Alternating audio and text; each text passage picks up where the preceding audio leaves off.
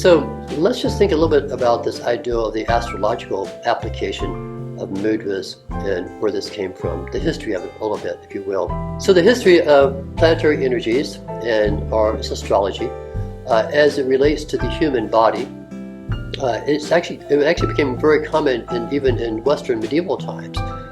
They had what they called the cosmic human, right, where they actually had mapped out the head was like the Aries sign, for example, right, and the stomach was like the sign of Cancer. So that was also done in Western thought, probably around 1400, something of that nature. Now, in the East, in the Vedic tradition, it even goes farther back than that.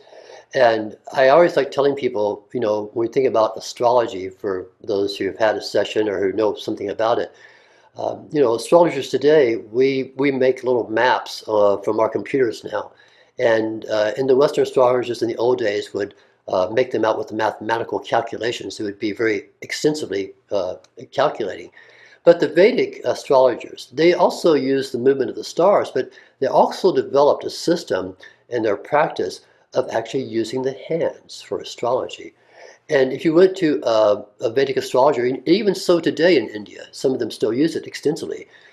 They don't make your chart. They don't do the calculations. They don't even ask for your birth date. They just look at the hand. And the hand itself reveals, and it's called Hasta Jyotish. Hasta meaning hand, and Jyotish or Jyotisha meaning the science of astrology or light.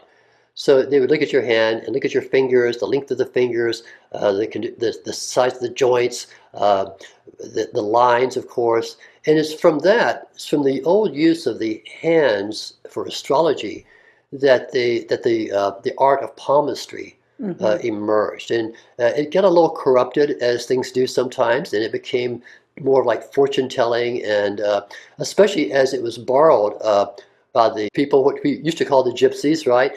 They brought that old system of astrology of the hand over, and it turned it into palmistry or palm reading as well. But if you look at its purest form, they could look at your hand and say, oh, I see your Jupiter's whatever. I can see the sun. They would see in the hands, right?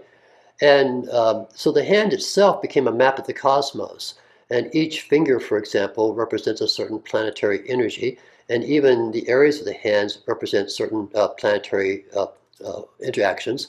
And not only that, not only just the hands themselves, but even the joints of the fingers would represent the 12 signs of the Zodiac. You have 4 fingers here and 3 joints, that's 12 joints, and each joint was a Zodiac sign as you go through the Zodiac like that, right? So it was really interesting that the hand itself became a way of understanding, in some ways, the soul's purpose and the soul's journey.